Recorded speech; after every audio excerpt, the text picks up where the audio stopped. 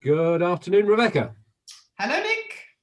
We are in week two of what might prove to be the longest running series since the pandemic began, if we make it last that while.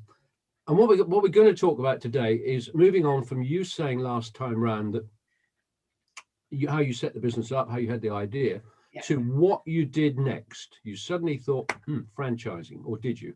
Tell Yes. me more. Well, yes. So I knew I needed to scale the business in some way. I wasn't quite sure how that would look. So my initial view was, why don't I get someone to trial running an area for me that wasn't one that I was currently in? Yeah. So randomly I chose Bristol, then found someone that was up for trialing it who I knew was a good networker. Because for us as a business, I need, and I now know even more, that my franchisees have to be natural networkers, good at listening, good at communicating. So this particular lady, we launched her in Bristol. She went networking and she started to build those very important connections with people. She was on the other side also building up her own business, which was sort of complementary to what we did. But the model didn't really work in the sense I was paying for her time to go networking. And actually, I realised that I wasn't going to be able to maintain that if I wanted to grow the business around the UK. And it was probably quite a costly way of doing it. Yeah, and it's unpredictable as to the results you get when you're paying people to work for you. Exactly. It's a leap of faith, isn't it? Money out, return later, and some people might not respond. No, and how could I make it really systemize and work properly? But I think the one thing it did prove, Nick, was that someone else can get the same delivery and output that I was getting. So it didn't need to be me doing the selling. So where did you go from there? So then I was introduced to a franchise consultant, and weirdly, and I know we've spoken about it before, I used to think, oh, franchising, I'm not sure that's for me. And you can sort of, it all boils down to different experiences that you've had. And I think I sometimes used to feel that perhaps franchising, you had the greedy franchise owner that took the cash, and I'd heard people say, oh, you never hear from them again. That sort of didn't sit well with me. But then as soon as I started sort of delving deeper into actually what amazing businesses are flourishing within franchising, I soon realized actually I owed it to the business to give it a go. Right, yeah.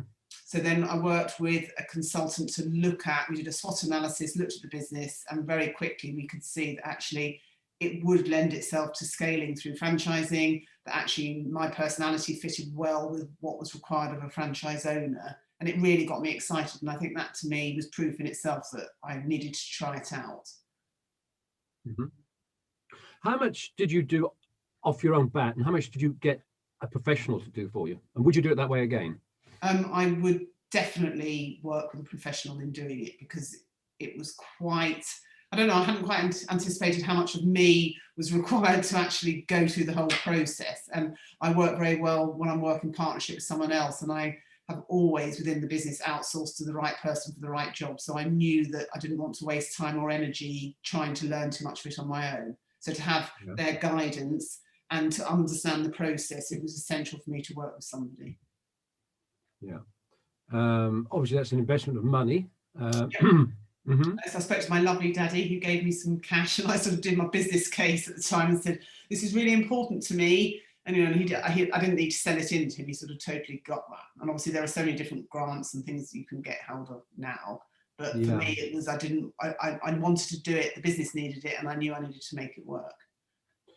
And how long did it take you? And how much of your time did you use? It's hard to remember. I think it was at least sort of, I'd say 6 months to really get momentum. And I think for me, and I know we're going to talk about this in a later stage, but the manual and the information I needed to provide for our first franchisee was the most exhausting part of it. And actually tracking the processes, and suddenly I'm picking, actually, I've got a wealth of knowledge, but you don't always realize it when you're just naturally doing it. Yeah.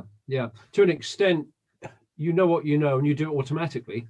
And so that implies that you weren't specially process driven or systemized at that point. Not hugely.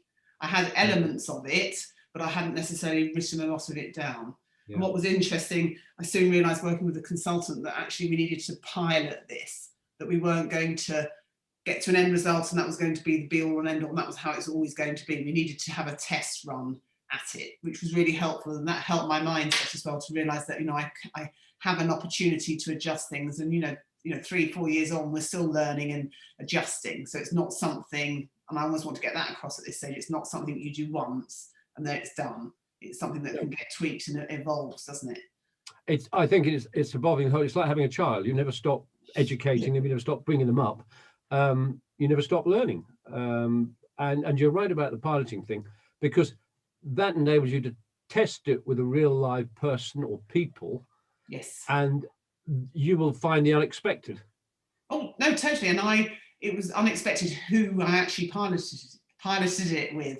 And that was interesting. It was somebody that actually existed in my core team already, and I was just naturally, as I do, chatting about what I was thinking of doing. And she said, "Oh, I'd love to be involved." And that was amazing, because I think for me, I needed to feel a huge trust in that person that was going to test it for me, because I needed to know that we would have open and honest conversations about it. The early adopter, in my opinion, is really important, and not to hurry to get somebody just because you can. No, exactly, and not get carried away either. So yeah, no, it's really interesting. And we're about to get carried away because we've done our 5 minutes and more. There we go. There we go. And again, you know, we're just getting rolling. We can keep this going for ages. So lovely stuff.